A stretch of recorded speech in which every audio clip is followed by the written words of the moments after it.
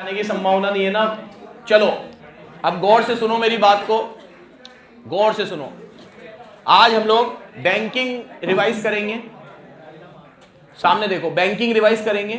और हम लोग बैंकिंग में क्या क्या रिवाइज करने वाले हैं ये मैंने थोड़ा यहां पे लिखा है, ध्यान से सुनना। पहले मैं आपको, अरे यार भाई चुप हो जा बिल्कुल। पहले मैं आपको बैंकिंग का मतलब बताऊंगा क्या है बेसिक, उसके बाद पहले मैं कमर्शियल बैंक के फंक्शन समझाऊंगा। किसके फंक्शन? 5 फंक्शन है इसके डिटेल में। कितने फंक्शन है? 5 है, लेकिन पांचों डिटेल में है। फिर मैं आपको सेंट्रल बैंक के बारे में बताऊंगा और सेंट्रल बैंक के फंक्शन समझाऊंगा। सेंट्रल बैंक हमें पता है कौन है? आरबीआई। ये भी डिटेल में 5 फंक्शन है, 6 है सॉरी। फिर इन दोनों के बीच में डिफरेंस बताऊंगा, ये छोटा सा टॉपिक है 10 मिनट का। और लास्ट में मैं आपको ये जो मैंने लिखा है ना, ये मैंने जब पहली बार पढ़ाया था तब भी ये बात नहीं बताई थी, आज पहली बार ये बात बता रहा हूं, ध्यान से सुनना। क्रेडिट को कैसे कंट्रोल करते हैं उसके मेजर, मनी सप्लाई को कैसे कंट्रोल करते हैं उसके मेजर, और डेफिसिट डिमांड और एक्सेस डिमांड को कैसे कंट्रोल करते हैं उसके मेजर, तीनों एक ही है। याद है अभी मैंने आपको इनकम डिटर्मिनेशन पढ़ाया तो मैंने आपको कहा था कि सीआरआर को बढ़ा दो, ओपन मार्केट कर दो। फिर मैंने लिखा था these are discussed in detail in banking chapter. मैंने कहा था ये एग्जाम में लिख के मत आ जाना। तो आपके पूरी मैक्रो में 3 टॉपिक ऐसे हैं जिनके लिए आपको सेम मैटर लर्न करना है। बोलो, 3 टॉपिक ऐसे हैं जिसके लिए आपको मतलब मैं अगर आपको पूछूं मनी सप्लाई कैसे कंट्रोल होती है तो भी यही याद रखना है। मैं आपसे पूछूं कि क्रेडिट कैसे कंट्रोल होता है, यही याद रखना है। मैं आपसे पूछूं डेफिसिट डिमांड और एक्सेस डिमांड को कैसे कंट्रोल करने हैं तो यही याद रखना है। इसमें मैं 2 मेथड बताऊंगा आपको, 2 मेजर्स। एक तो क्या थे यार, वो नाम भूल गया, क्वांटिटेटिव और क्वालिटेटिव। तो एक बताऊंगा मैं इसमें क्वांटिटेटिव मेजर्स और एक बताऊंगा आपको क्वालिटेटिव मेजर्स।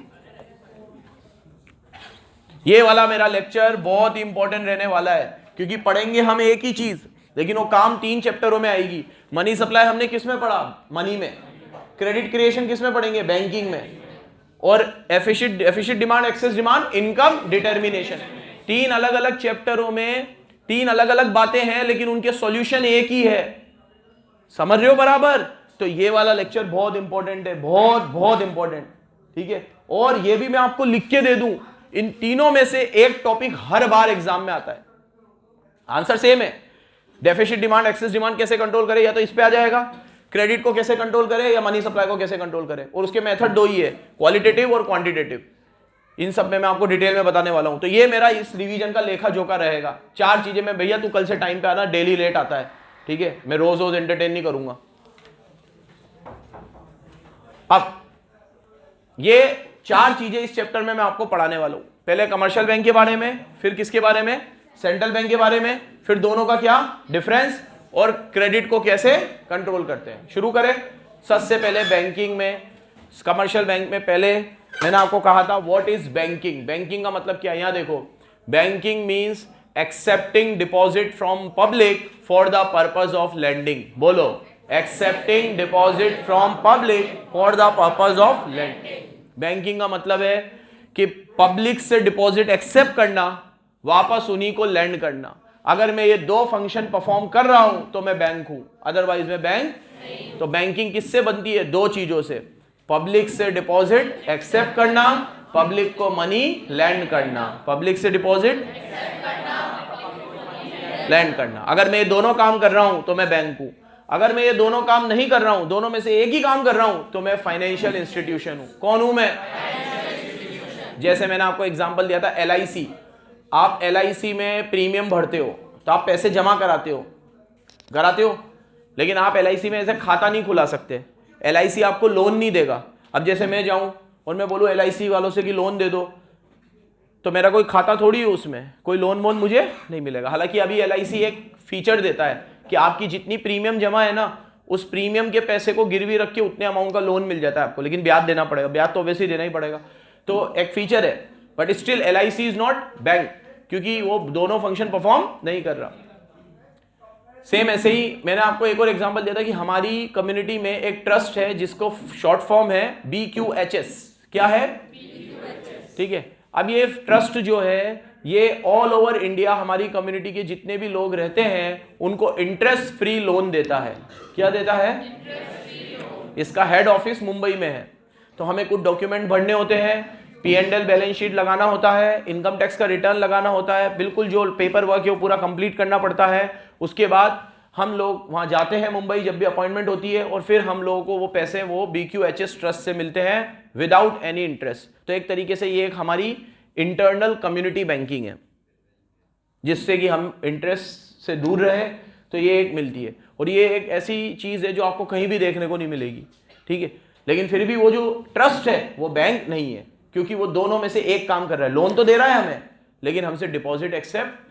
अब मैं उधर बोलूँ कि मेरा खाता खोल लो, मैं हर महीने पैसे जमा कराऊंगा, ये होगा, फिर निकालूंगा, ऐसे बैंकिंग वाला, तो वो सब चीज़ें, अपनी चेकबुक दे दो मुझे और मैं उसकी चेक किसी को दे दूं, तो वो कोई बैंक नहीं है। क्या ये बात समझा पा रहा हूं मैं आपको? तो अगर मैं दोनों फंक्शन परफॉर्म करूंगा तो ही बैंक हूं, और दोनों फंक्शन परफॉर्म नहीं करूंगा तो मैं बैंक नहीं हूं। मैं कौन हूं? फाइनेंशियल। एक बार और देख लो, फिर आगे बढ़ते हैं। Banking means accepting deposit from public for the purpose of lending और इन्वेस्टमेंट। बैंकिंग का मतलब ये है, और जो ये दोनों फंक्शन परफॉर्म करता है वो बैंक है। अब कमर्शियल बैंक कौन है? हमारा चैप्टर टॉपिक का नाम है कमर्शियल। बोलना मेरे साथ, those bank who accept deposit from public for the purpose of lending or investment with the object of securing profit।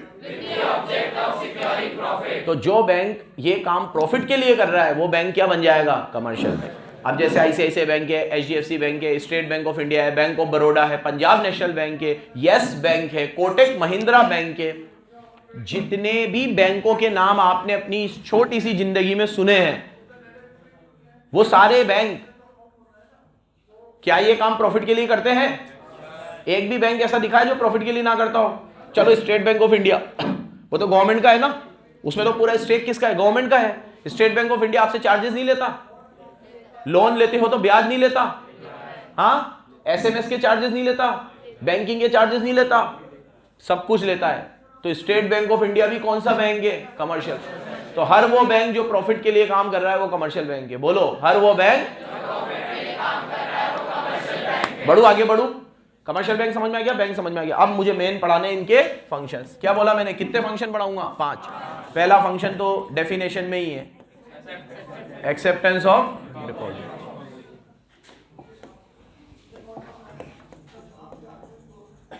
Acceptance of deposit. इसमें देखो मैंने 4 डिपॉजिट ले रखे हैं आपसे। एक तो वो लेते हैं सेविंग डिपॉजिट, एक बैंक आपसे लेती है करंट डिपॉजिट,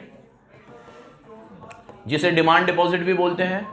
क्या बोलते हैं? एक बैंक आपसे लेती है फिक्स्ड डिपॉजिट, क्या लेती है? जिसे टाइम डिपॉजिट भी बोलते हैं। क्या बोलते हैं? और बैंक आपसे लेती है रिकरिंग डिपॉजिट। क्या लेती है? हर एक फंक्शन लंबे है बेटा इसके। अब एक ही फंक्शन में कितने फंक्शन हो गए? 4। फिर ऐसे ही सेकंड पढ़ाऊंगा लैंडिंग मनी। क्या पढ़ाऊंगा? शुरू करते हैं। प्लीज मेरी तरफ देखते चलना, रिवीजन आपका हो रहा है, बार बार याद दिलाता हूं, लर्न भी साथ के साथ करते चलना। अभी तक मैंने बताया बैंकिंग का मतलब क्या है, कौस्तुभ ध्यान दे ले इधर। बैंकिंग का मतलब क्या है? Acceptance of deposit for the purpose of lending. जो ये दोनों फंक्शन परफॉर्म करेगा वो बैंक है, जो दोनों फंक्शन परफॉर्म नहीं करेगा वो फाइनेंशियल इंस्टीट्यूशन है। क्या है? जैसे हमारा वो मुंबई वाला ट्रस्ट क्या है? Financial institution. LIC क्या है? Financial institution. आप लोगों ने मुथ्यूत फाइनेंस का नाम सुना है? अक्षय कुमार साहब की ऐड आती है उसमें, वो भी क्या है? Financial institution. क्योंकि मुथ्यूत फाइनेंस सिर्फ लोन देता है, लेकिन वो कोई बैंक, वहां पे आप अकाउंट डिपॉजिट नहीं करा सकते, आपको कोई चेकबुक वगैरह नहीं मिलेगी, वो बैंकिंग वाले कोई काम नहीं। तो दीज ऑल आर, जिसके मैंने अभी एग्जांपल दिए, आर फाइनेंशियल इंस्टीट्यूशंस। क्या है? और जो यही काम प्रॉफिट के लिए कर रहा है वो क्या बन जाएगा? कमर्शियल। आपने अपनी जिंदगी में जितने भी बैंकों के नाम सुने हैं सब प्रॉफिट के लिए काम करते हैं, तो सारे के सारे बैंक कौन से हैं? कमर्शियल। चलो एक थोड़ा सा ऐसे ही पूछ रहा हूं आप लोगों से, आपने कोई ऐसा बैंक का नाम सुना है या देखा है जो प्रॉफिट के लिए काम ना करता हो? आपने जितनी अपनी जिंदगी में 17-18 साल आपकी जो एज है उसमें कोई एक बैंक से भी आप टकराए हो जिसके साथ आपने डीलिंग करी हो और वो प्रॉफिट के लिए काम ना करता हो? नहीं ना, मैं भी नहीं टकराया। ठीक है, कोई ऐसा बैंक मैंने डीलिंग नहीं करी, सुने हैं बस नाम, लेकिन मैंने डीलिंग आज तक जितने भी बैंकों से करी है वो कौन से बैंक रहे हैं? कमर्शियल। क्योंकि हम अपने आसपास कौन से बैंक देखते हैं? सिर्फ कमर्शियल बैंक, जो किसके लिए काम करते हैं? प्रॉफिट के लिए। अब मैं इसके फंक्शन समझा देता हूं, प्लीज याद करते चलना। पहला function acceptance of, commercial bank आपसे डिपॉजिट लेता है। कमर्शियल बैंक आपसे 4 प्रकार के डिपॉजिट लेता है। पहला डिपॉजिट होता है सेविंग और दूसरा होता है करंट। ये दोनों को जोड़े से याद करेंगे। सेविंग डिपॉजिट में आपको मिनिमम बैलेंस रखना पड़ता है, करंट डिपॉजिट में कोई minimum balance. Saving deposit normally कोई भी खुलवा सकता है, करंट डिपॉजिट या डिमांड डिपॉजिट सिर्फ बिजनेसमैन खुलवाते हैं। कौन खुलवाते हैं? सेविंग डिपॉजिट पे एक मिनिमम रेट से ब्याज मिलता है, करंट डिपॉजिट में कोई ब्याज नहीं मिलता। जैसे मेरा कोटक महिंद्रा में करंट अकाउंट, उसमें मुझे कोई इंटरेस्ट, भले मैं 1 करोड़ रुपया भी डलवा दूं फिर भी कोई इंटरेस्ट। लेकिन सेविंग अकाउंट में अगर आप खुलाओगे तो आपको क्या मिलेगा? इंटरेस्ट। अब जैसे मैंने आपको कहा कि हम लोग इंटरेस्ट में डील नहीं करते, तो मेरे लिए सबसे बेस्ट क्या है? Current account. तो मेरा, मुर्सा सर का, अब्दुल सर का, हम सबके कौन से अकाउंट खुले हुए हैं? Current account. इनफैक्ट मैंने तो मेरी मम्मी का, मेरी वाइफ का, सबके ही क्या खुलवा रखे हैं? Current account. जबकि वो तो बिजनेस भी नहीं करते, लेकिन मैंने उनको करंट अकाउंट खुलवा रखा है। ठीक है, क्यों? क्योंकि मुझे इंटरेस्ट नहीं चाहिए। सेविंग अकाउंट में अगर मैं मना भी कर दूंगा ना, एक बैंक में मेरा सेविंग अकाउंट था तो मैंने उनको कहा कि मुझे इंटरेस्ट नहीं चाहिए, आप मुझे इंटरेस्ट मत दिया करो, तो बोलता है सर ये तो सिस्टम से जनरेट होता है, हम कैसे करें, ये तो कंप्यूटराइज है, या तो आप पैसे ही जमा मत कराओ। मैंने कहा पैसे जमा नहीं कराऊंगा तो तुम बोलोगे मिनिमम, मेरी मम्मी का HDFC में अकाउंट था, अब उसमें मिनिमम बैलेंस 25,000 का रखना पड़ता था। तो मैंने कहा अभी 25,000 तो रखना ही पड़ेगा इसमें। तो बोला है तो रखना ही पड़ेगा। मैं कहा मुझे मतलब मैं उस समय में इतना मेरे को ताज्जुब हुआ कि तुमने कभी ऐसा केस देखा ही? मैं जाके उनसे ही कह रहा हूं मुझे इंटरेस्ट मत दो, और वो कह रहे हैं नहीं हम तो देंगे, क्योंकि उनके हाथ में ही नहीं है कुछ, सिस्टम जनरेटेड है। मेरे अकाउंट में पैसा जाएगा, सेविंग अकाउंट में ब्याज आएगा। फिर उन्होंने मुझे कहा, जब मैं स्टूडेंट था तुम्हारी तरह, उस समय की बात कर रहा हूं, इतना समझता भी नहीं था बैंकिंग वगैरह में। तो फिर मैंने उनसे कहा कि सर कुछ इलाज बताओ। तो बोला कुछ इलाज नहीं है, सेविंग अकाउंट है, करंट अकाउंट करवा लो, शायद 9th 10th 11th में कुछ किसी में होगा। मैं तो मैंने कहा ठीक है। फिर मैंने मम्मी का और इसका करंट अकाउंट करवा लिया और वो इंटरेस्ट हट गया। तो सेविंग अकाउंट में आप नहीं चाहोगे ना तो भी ब्याज मिलेगा। सुन रहे हो मेरी बात को? सेविंग अकाउंट में आप, फिर उन्होंने हमें एक आइडिया बताया, बड़ा अच्छा आइडिया, कि सर आपको नहीं लेना ना तो साल भर में जितना भी ब्याज हो मेरे अकाउंट में डाल दिया करो। वहां गुप्ता जी बैठे थे, मैं कहा ये भी सही है। फिर मैंने सोचा कि अगर मैं उनके भी अकाउंट में डालूंगा तो एक तरीके से वो मेरे खाते में तो आ ही रहा है। ठीक है, तो शो तो ऐसे ही हो रहा है ना कि मैंने दिया। तो आपको भी कोई चीज कब देते हो? जब वो चीज आपकी हो। ठीक है, तो मेरी हो गई ना वो चीज, तो मेरे नाम पे तो बोल गया ना वो। खैर, तो सेविंग अकाउंट में इंटरेस्ट मिलेगा ही मिलेगा आपको। तो 2 चीज याद रखना, सेविंग अकाउंट में इंटरेस्ट मिलेगा, करंट अकाउंट में इंटरेस्ट नहीं मिलेगा। सेविंग अकाउंट में मिनिमम बैलेंस रखना पड़ेगा, करंट अकाउंट में मिनिमम बैलेंस। करंट अकाउंट को मेंटेन करने के चार्जेस लगते हैं, सेविंग अकाउंट में कोई चार्जेस। सेविंग अकाउंट में कोई फैसिलिटी नहीं मिलती, करंट अकाउंट में एक शानदार फैसिलिटी मिलती है, बैंक ओवरड्राफ्ट। कौन सी फैसिलिटी? जिसमें अगर आपके खाते में पैसे कम हैं और आपने चेक ज्यादा का दे दिया तो जितने का डिफरेंस है बैंक उतने का अमाउंट अपनी जेब से दे देगी, लेकिन उसके लिए बैंक आपसे चार्जेस लेगी और इंटरेस्ट लेगी। ओवरड्राफ्ट। तो जो भी बिजनेसमैन होते हैं वो करंट अकाउंट खुलवाते हैं ओवरड्राफ्ट के चक्कर में। किसके चक्कर में? अब वो ओवरड्राफ्ट की लिमिट उनको अपनी क्रेडिट वर्दीनेस के हिसाब से मिलती है। किसके हिसाब से मिलती है? तुम्हारी भाषा में बोलूं तो औकात के हिसाब से। किसके हिसाब से? आपकी औकात 50 लाख की है तो 50 लाख का ओवरड्राफ्ट लिमिट मिल जाएगा। आपकी औकात 1 लाख की है तो 1 लाख का मिल जाएगा। तो जितने की भी ओवरड्राफ्ट लिमिट है आपकी, उस लिमिट में आप पैसे निकाल सकते हो। उसका रीपेमेंट कौन करेगा? बैंक करेगा। लेकिन आपको बैंक को क्या देना पड़ेगा? ब्याज देना पड़ेगा। क्या ये बात समझा पा रहा हूं बच्चों में? यही लर्न हो जाना चाहिए। Saving account, current. तो डिपॉजिट कितने प्रकार के होते हैं? 4। एक सेविंग पढ़ा दिया, एक करंट पढ़ा दिया। जोड़े से याद रखना। जोड़े से कैसे याद रखेंगे? यहाँ मिनिमम बैलेंस है, यहाँ मिनिमम बैलेंस, यहाँ ब्याज सेविंग अकाउंट में मिलता है, यहाँ सेविंग अकाउंट को मेंटेन करने के लिए कोई एक्स्ट्रा चार्जेस करंट अकाउंट में लगते हैं। बताओ, यहाँ ब्याज भी नहीं मिलता और चार्जेस भी देने पड़ते हैं, और यहाँ ब्याज भी मिलता है और कोई चार्जेस भी। तो आपके लिए तो सबसे बढ़िया अकाउंट क्या हुआ स्टूडेंट लाइफ में? Saving account. ठीक है। और लास्ट, सेविंग अकाउंट में सुन ले, हो सीधा बैठ शैतान। सेविंग अकाउंट में ओवरड्राफ्ट की कोई फैसिलिटी नहीं है, करंट अकाउंट में ओवरड्राफ्ट की फैसिलिटी मिलती है। क्या पढ़ा रहा हूं मैं तुम्हें? ये फंक्शन, सो मत जाना, खो भी मत जाना, सोते तो नहीं हो तुम लेकिन खोते तो हो। Functions of commercial bank. पहला फंक्शन कौन सा है? अब अगले दो पढ़ाता हूं, फिक्स डिपॉजिट और रिकरिंग। फिक्स को क्या बोलते हैं? Time deposit. मेरी तरफ देखो, फिक्स डिपॉजिट ये वो डिपॉजिट है जिसमें आप बैंक में अमाउंट जमा कराओगे for a particular period of time, और उस पीरियड ऑफ टाइम के बाद आप पैसा निकाल सकते हो, उसके पहले नहीं निकाल सकते। तो बोलो, fix deposit is a deposit in which depositor deposit a certain sum of money for a fixed period of time. ठीक है? He cannot withdraw such amount before expiry of that period of time. And he gets interest in regular intervals with a fixed rate of interest. अब मैंने FD कराई 5 साल के लिए, तो मुझे 5 साल तक क्या मिलता रहेगा? ब्याज। अब मैंने कहा रेगुलर इंटरवल, तो रेगुलर इंटरवल क्वार्टरली भी हो सकता है, हाफ ईयरली भी हो सकता है और एनुअली भी हो सकता है। Quarterly, half yearly, annual. Usually FD में एनुअली मिलता है, यूजुअली एफडी में। अब इसका एक छोटा वर्जन आया आरडी, ये हज का छोटा रिचार्ज है। इसमें क्या करना है? अब आपने कहा भैया आप 5 लाख रुपए जमा करा दो, एफडी करा लो। अब मेरे पास 5 लाख रुपए नहीं है, तो बोला कितने रुपए? मेरे पास तो 10,000 रुपए। बोला भग यहाँ से, एफडी कराना है 10,000 रुपए। तो बोला अरे भाई भगाओ मत, 10,000 रुपए हर महीने है मेरे पास, क्योंकि मेरी सैलरी है 40,000, 30,000 मेरे घर के खर्चे होते हैं, 10 मैं बचा लेता हूँ हर महीने, तो हर महीने मैं 10-10 डाल दूंगा। तो मेरे लिए भी कोई स्कीम हो तो बताओ। तो बैंक वालों ने स्मॉल डिपॉजिटर्स के लिए, सैलरीड पर्सन के लिए आरडी निकाली। सैलरीड पर्सन के लिए क्या निकाली? इसमें आप हर महीने एक छोटा अमाउंट दो और वो अमाउंट एक्यूमुलेट होता जाएगा ब्याज के साथ, और एक फिक्स टाइम के बाद आपको मिल जाएगा। तो आरडी में और एफडी में क्या फर्क है? मेरी तरफ देखो, ये वन टाइम डिपॉजिट है, ये पार्ट डिपॉजिट। यहां भी एक बार में विड्रॉवल होगा, यहां भी एक बार। यहां पे इंटरेस्ट मिलेगा पूरे अमाउंट पे, यहां पे इंस्टॉलमेंट में मिलेगा। जैसे आज आपने 10 जमा कराए तो 10 पे ब्याज मिलेगा, अगले महीने 10 और कराए तो कितने हो गए? तो ब्याज भी कितने पे मिलेगा?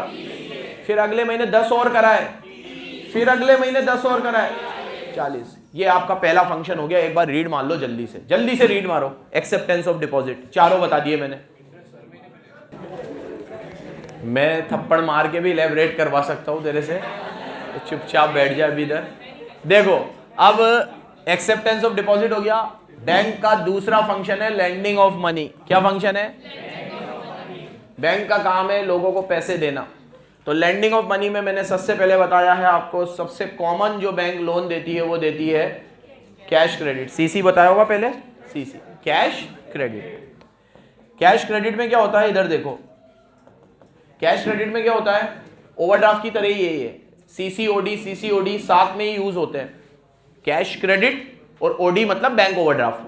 तो आपने कई लोगों से सुना होगा इसकी तो बैंक में सीसी चल रही है, इसकी बैंक में ओडी चल रही है, तो इसका ये मतलब है उसने बैंक से लोन ले रखा है। सीसी क्या है? मेरी तरफ देखो, कैश क्रेडिट एक ऐसा लोन है जिसमें बैंक आपके स्टॉक को वैल्यू करती है, और आपकी दुकान में जितने का स्टॉक होता है उसके हिसाब से आपको एक सीसी लिमिट दे देती है। अब उस सीसी लिमिट में आपको जितना विड्रॉ करना है उतना विड्रॉ करो, इंटरेस्ट सिर्फ विड्रॉ वाले पोर्शन पे लगेगा। अब आज मेरी दुकान तो बहुत बड़ी है, शोरूम है मेरे पास, और मेरी दुकान पे नई नई करके भी 40 लाख का माल है, तो उन्होंने मेरी सीसी दे दी 40 लाख की। लेकिन मेरा इतना जो बड़ा काम है तो मेरे को कोई 40 लाख के लोन की जरूरत पड़ती नहीं है। मेरे को तो क्या है कि यार अभी 10-15 दिन, अभी दिवाली में थोड़ा एक्स्ट्रा माल चाहिए तो मैंने ले लिया, फिर वो माल बिक जाएगा, मैं फिर चुका दूंगा। तो मैंने सिर्फ 10 लाख रुपए विड्रॉ करे, तो मेरा ब्याज भी कितने पे लगेगा? 10 लाख, जबकि मेरी लिमिट कितने की थी? 40। तो याद रखना, एग्जाम में क्वेश्चन आता है ऑब्जेक्टिव में कि सीसी पे लिमिट के ऊपर ब्याज लगता है कि विड्रॉन पोर्शन पे? याद रखोगे किस पे लगता है? और एग्जाम में आएगा मुस्कान के सीसी लिमिट कैसे डिसाइड होती है, तो क्या बोलेगी? स्टॉक वर्दीनेस के हिसाब से। किसके हिसाब से?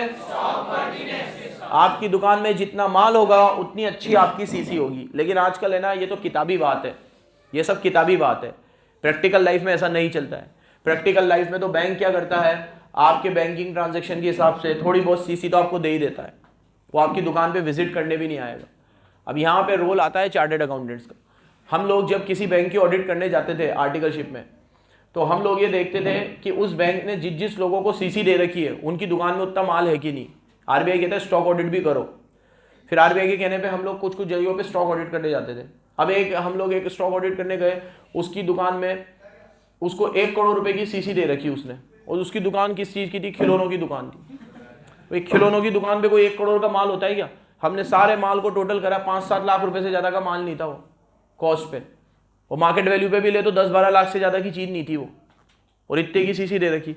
तो फिर एडवर्स रिमार्क डाला हमने, फिर उसके मैनेजर को इनको फटकार पड़ती है, जो भी होता होगा। फिर क्या मैनेजर को जस्टिफाई करना पड़ता है कि आपने इतनी बड़ी सीसी क्यों दी। तो बैंकों में अभी क्या बहुत धांधली हो रही है, ये पैसा सारा पब्लिक का है। फिर वो बैंक में चुका नहीं पता, वो बंदा आराम से ऐश अय्याशी करता है, चुका नहीं पता, बोलता है लाओ मेरा माल बेच दो। माल बेचते 10 लाख का माल है, 90 लाख तो खा गया हो। तो सीसीओ में भी बहुत सारे फ्रॉड हो रहे हैं। अब ये क्या है, जैसे विजय माल्या, नीरव मोदी, ये तो तुम लोग बार बार सुनते रहते होंगे, है ना, इसने इतना गफला किया, 5,000 करोड़ का, 7,000 करोड़ का, ये गफले तो टीवी पे आते हैं। ठीक है, तो ये तो वो बड़े बड़े व्हाइट एलिफेंट्स है जिनके बारे में हमें पता चल जाता है। बट ऐसे कितने स्मॉल एलिफेंट्स हैं जो लोग कितना पैसा बैंकों का खा चुके हैं, और उसमें सिर्फ एक ही कारण है कि बैंक के एम्प्लॉय ने अपना काम ईमानदारी से नहीं किया। मैनेजर ने गलत सीसी दे दी, गलत ओवरड्राफ्ट लिमिट दे दी, अब या तो रिश्वत लेके दी या नादानी में ऐसी गलती करी, व्हाटएवर, बट गलती तो करी, और उससे फिर वो लोग पैसे नहीं चुकाते हैं और फिर बैंकों का पैसा डूबता है। सबसे ज्यादा बैड डेब्ट्स बैंकिंग सेक्टर में होते हैं, पता है तुम्हें? सबसे ज्यादा बैड डेब्ट्स किस में होते हैं? जितने भी बिजनेसेस है ना, उसमें सबसे ज्यादा बैड डेब्ट्स आपको कहां देखने को मिलेंगे? बैंकिंग सेक्टर में। बैंकिंग सेक्टर के बैड डेब्ट्स को एनपीए बोलते हैं, नॉन परफॉर्मिंग एसेट्स। बोलो तो नॉन परफॉर्मिंग एसेट्स। थोड़ी बहुत चीजें याद रखा करो टेक्निकल, क्या बोलते हैं? Non performing assets, NPA. चलो आ जाओ मुद्दे पे वापस। तो पहला आपको कौन सा मिलता है? सीसी। 2-3 बातें याद रखोगे, इसमें क्या मिल जाती है? लिमिट। इंटरेस्ट किस पे मिलता है? विड्रॉ वाले पोर्शन इंटरेस्ट लगता है, ठीक है। फिर सीसी किसके हिसाब से मिलती है? स्टॉक वर्दीनेस के हिसाब से। क्या है बिलाल, सुन रहा है बेटा? किसके हिसाब से मिलती है? Stock worthiness. अब दूसरा लोन जो बैंक आपको देती है सीसी के बाद, वो क्या है? Money at call. कौन सा है? ये सिक्योरिटी ब्रोकर्स को मिलता है। किसको बोलता है? इसको डिमांड लोन भी बोलते हैं। क्या बोलते हैं? सामने देखो, ये फंक्शन पूरे आज अच्छे से याद कर लेने हैं। मनी एट कॉल, मेरी तरफ देखो। अभी मैं सिक्योरिटी ब्रोकर हूँ। कौन हूँ? Security broker. मैं शेयर्स वगैरह आप लोगों से बिकवाने का काम करता हूँ, ठीक है। आपसे पैसे लेता हूँ, शेयर खरीदता हूँ, बेचता हूँ, खरीदता हूँ, बेचता हूँ, ब्रोकर हूँ। अब मुझे क्या है, पैसे की जरूरत पड़ती है, लेकिन मैं चुकाने में सक्षम हूँ।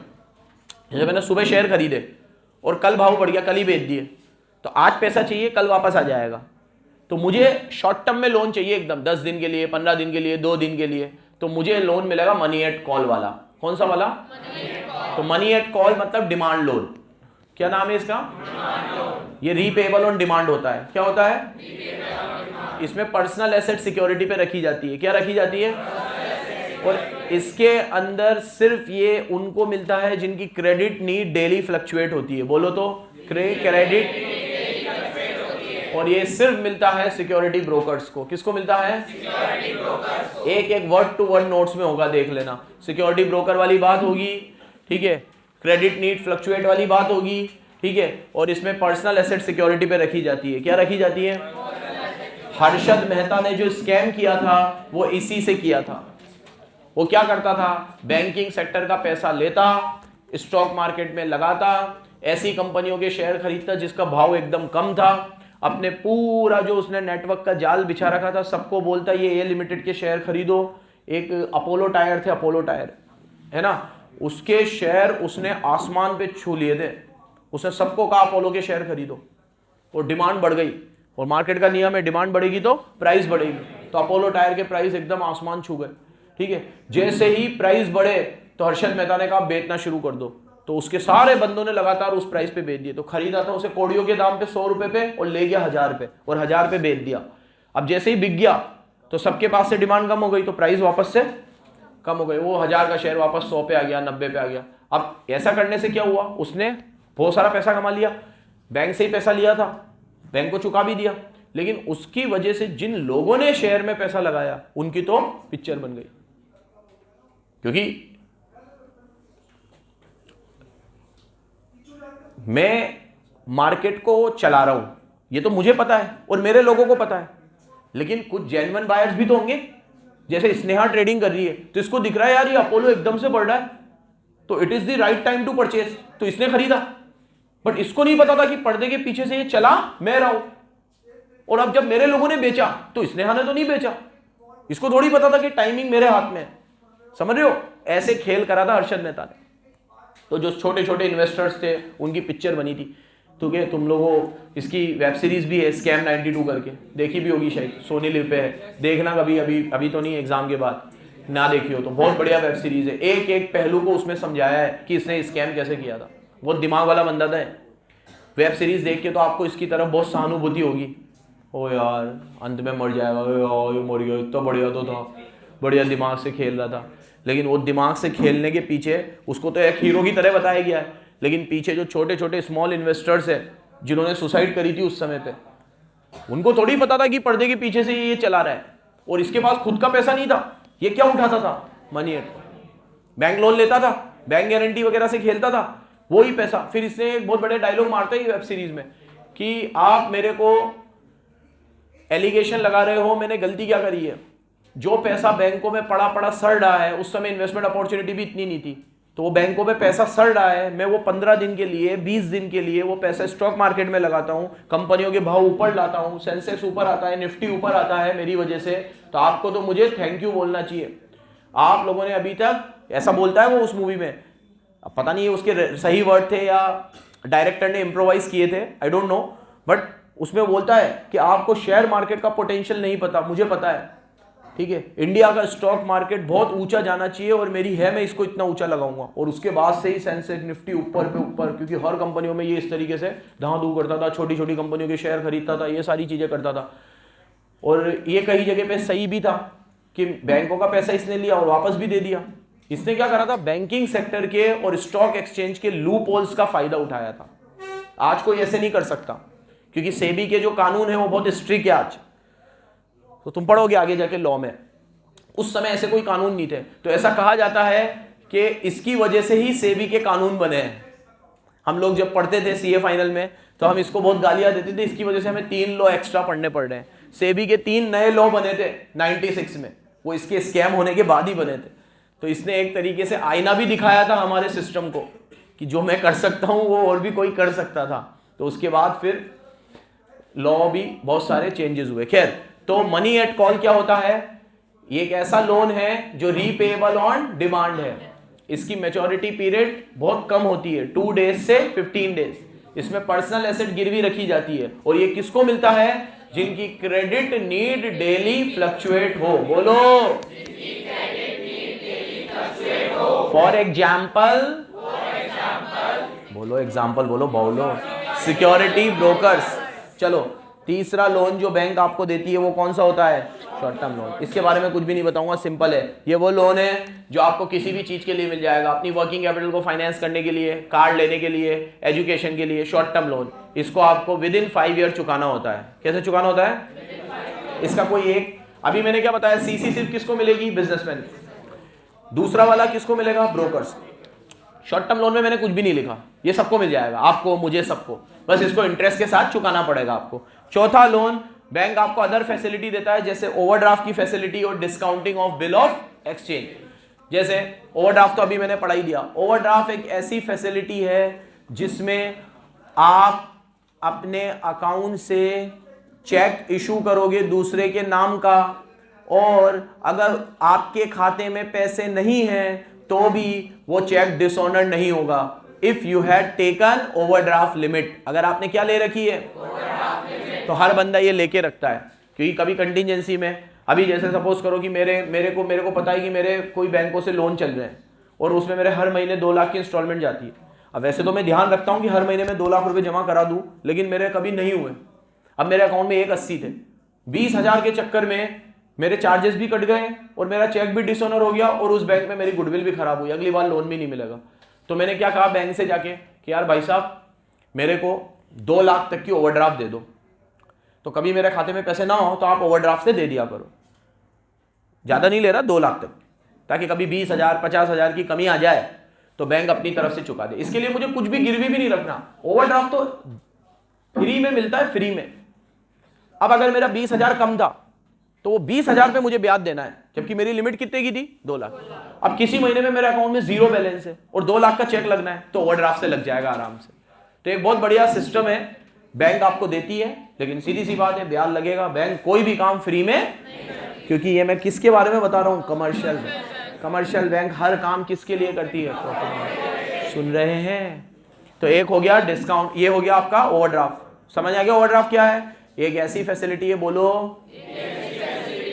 जिसमें आपको एक लिमिट मिलती है और आप उस लिमिट के अंदर अंदर चेक इशू कर सकते हो, भले आपके अकाउंट में पैसे हो या ना हो।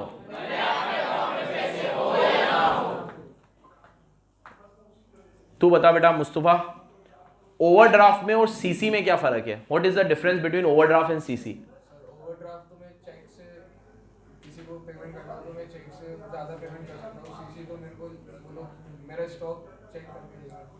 सबसे पहला फर्क यही है कि सीसी की लिमिट आपके स्टॉक के हिसाब से मिलती है। ओवरड्राफ्ट आपको किसी भी रैंडम बेसिस पे मिल जाएगा, उसमें आपका कोई स्टॉक चेक। सीसी में आपको अमाउंट खुद उठाना है। ओवरड्राफ्ट में आप किसी को चेक दोगे तो वो आपके अकाउंट से कट के अपने दूसरे के अकाउंट में चल जाएगा, आपको नहीं मिलेगा। ओवरड्राफ्ट आपको मिलेगा नहीं, सीसी तो लोन है, आपको मिलेगा, फिर लेकर आप पैसे निकाल लो, उसे जो करना है कर लो। ओवरड्राफ्ट आपको मिलेगा नहीं। हाँ, लेकिन अभी आजकल क्या होता है कि एटीएम कार्ड वगैरह जो होते हैं उससे ओवरड्राफ्ट के अंदर भी पैसे निकाल, आप खुद भी निकाल सकते हो। जैसे कैसे? अभी मेरे अकाउंट में 2,000 है और मेरे को एटीएम से लिमिट कितनी होती है? 20,000 की लिमिट है मान लो, तो 20,000 निकाल, मेरे अकाउंट में तो 2,000 है, तो मैं 20,000 निकाल लूंगा, तो 18,000 ओवरड्राफ्ट में चले जाएंगे। किसमें चले जाएंगे?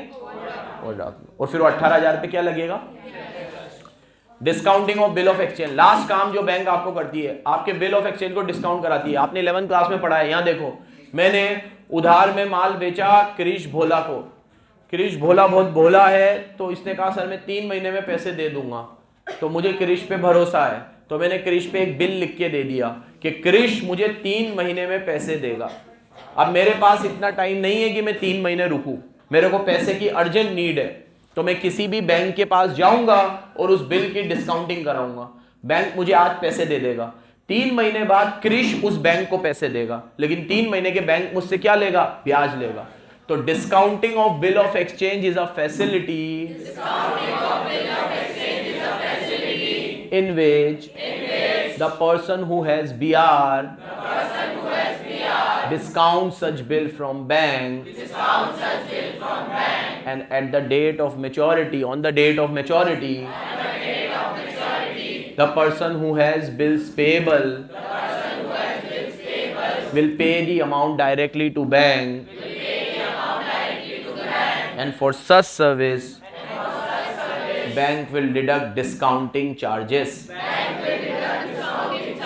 ठीक है, इसको ढंग से फ्रेम कर लेना। तो भैया मैं एक ऐसी फैसिलिटी दे रहा हूं आपको कि जिसमें आप अपना बीआर मुझे चेप दो और मैच्योरिटी पे आपका बीपी वाला बंदा मुझे पे कर देगा और मैं बदले में आपसे क्या लूंगा? Discounting charge. मुझे एक बात बताओ, ये डिस्काउंटिंग कराना भी एक प्रकार का लोन हुआ? ये भी तो लोन हुआ। जो पैसा मुझे 3 महीने बाद मिलता वो, तो बैंक आपको कितने प्रकार के लोन देता है? 5। पहला लैंडिंग के अंदर पहला सीसी कैश क्रेडिट, फिर मनी एट कॉल, फिर शॉर्ट टर्म लोन, फिर ओवरड्राफ्ट एंड डिस्काउंटिंग। तो डिपॉजिट कितने पढ़ा है? 4। लोन कितने पढ़ा है? 5। एक फंक्शन और पढ़ा देता हूं, बाकी कल पढ़ाऊंगा, इन्वेस्टमेंट ऑफ फंड। मैंने आपको कहा है 4 चीजें पढ़ाने वाला हूं मैं। ठीक है, अब आज इसमें एक्सेप्टेंस ऑफ डिपॉजिट हो गया, लैंडिंग ऑफ मनी हो गया। ठीक है, अगली चीज क्या है इसमें? अब इन्वेस्टमेंट ऑफ फंड क्या है? तीसरी चीज, तीसरा फंक्शन क्या है बैंक का? इन्वेस्टमेंट।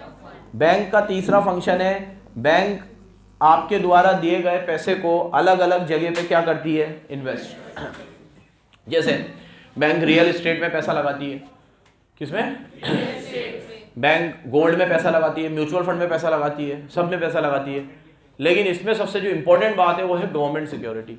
हर बैंक को अपने डिपॉजिट का, हर बैंक को अपने डिपॉजिट का मिनिमम परसेंटेज गवर्नमेंट सिक्योरिटी में इन्वेस्ट करना है। भले जो रिटर्न वहां से मिल रहा है वो कम हो। तो जैसे सपोज करो आज अगर मैं पैसा गोल्ड में लगाऊं, बेटा पीछे सुन रहा है ना नवाज पास वाला, सुन रहा है बेटा, मैं गवर्नमेंट सिक्योरिटी में पैसा लगाऊं और गवर्नमेंट सिक्योरिटी में मेरे को मिल रहा है 10% रिटर्न, लेकिन वही पैसा अगर मैं गोल्ड में लगाता तो मुझे 20 मिलता, प्रॉपर्टी में लगाता तो 20 मिलता, फिर भी मुझे गोल्ड में प्रॉपर्टी की जगह कहां लगाना पड़ेगा? बैंक में, क्योंकि अरे गवर्नमेंट सिक्योरिटी में, क्योंकि बैंकिंग रेगुलेशन एक्ट में लिखा हुआ है। किसमें लिखा हुआ है? कि हर बैंक को गवर्नमेंट सिक्योरिटी में पैसा लगाना पड़ेगा। सुन रहे हो बराबर? इसमें बहुत सारे बैंक क्या करते हैं? नाटक करते हैं, नहीं लगाएंगे क्योंकि गवर्नमेंट सिक्योरिटी में रिटर्न अच्छा, क्योंकि गवर्नमेंट की कंपनियां उतना अच्छा परफॉर्म तो नहीं मिलता कई बार रिटर्न, तो भी हमें लगाना पड़ेगा। मिहिका, बैंक को गवर्नमेंट की बात क्यों माननी पड़ती है?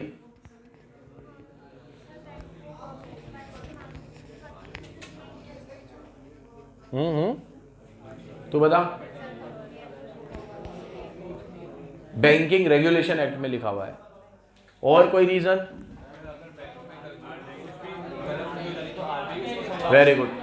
बैंकों में कभी कोई ऊंच नीच हो जाती है तो बाद में उसे संभालता भी कौन है? आरबीआई। और आपको बैंक चलाने का लाइसेंस किसने दिया है? तो आप पब्लिक से सारा डिपॉजिट एक्सेप्ट कर पा रहे हो। आज अगर मैं बोलूं कि तुम मेरे यहाँ पे आके बीसीसी में पैसे जमा करा दो, तुम्हें मिल जाएंगे, तुम ट्रस्ट करोगे?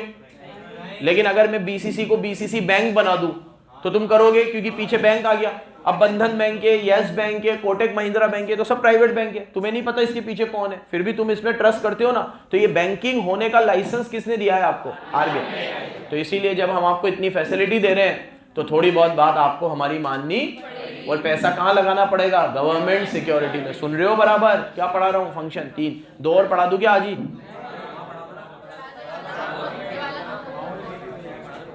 ये पूरा हो जाएगा यार, कर लो है ना, तो फंक्शन हो जाएंगे। अब चौथा फंक्शन है इसमें तो हाँ का मतलब हाँ ही है, वो तो अकाउंट्स में है। हाँ 13% है। चलो एक पढ़ा देता हूँ बस, एजेंसी फंक्शन, और एक और है जनरल यूटिलिटी, वो कल पढ़ा दूंगा भले, ठीक है। तो अगला फंक्शन है कौन सा? Agency function. यहाँ देखो, यहाँ देखो एजेंसी फंक्शन, ये वो फंक्शन है जो बैंक आपका एजेंट बन के करती है। किसका क्या बन के? जैसे इसमें पहला दे रखा है मैंने रेमिटेंस। आज मेरा अकाउंट आईसीआईसीआई बैंक में और मेरे को कौस्तुभ को पैसे देने हैं।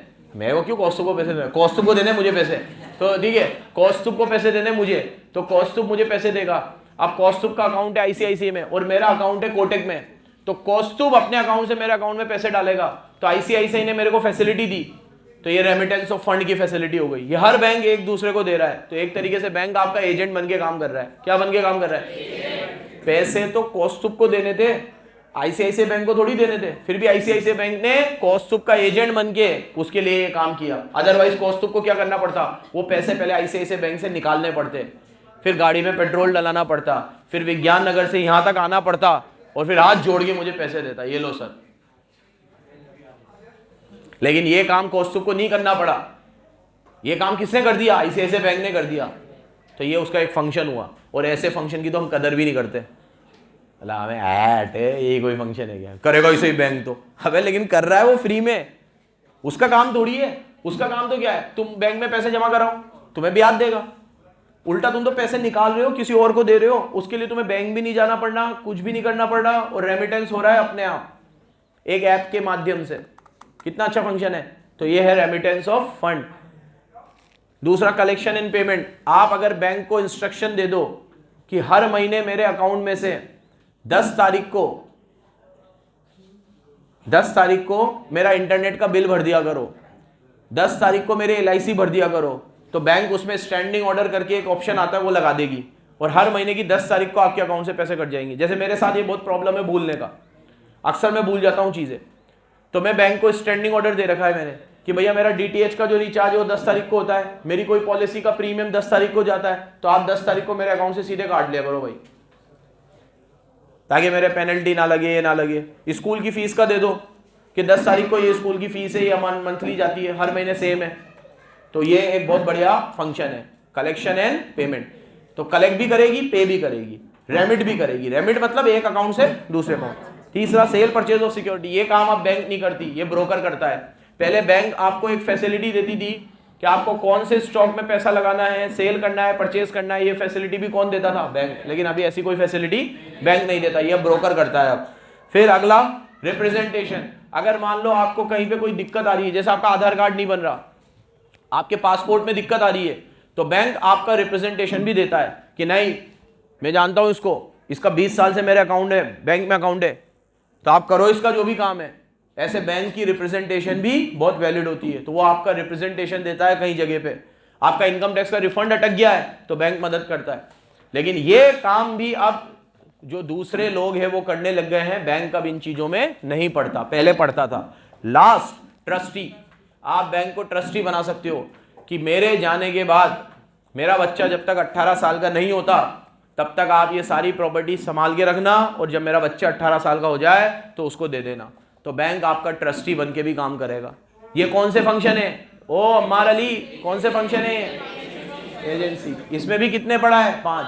पहला रेमिटेंस, दूसरा कलेक्शन एंड पेमेंट, तीसरा cell purchase of security, representation, और चौथा 5वां ट्रस्टीशिप। धन्यवाद।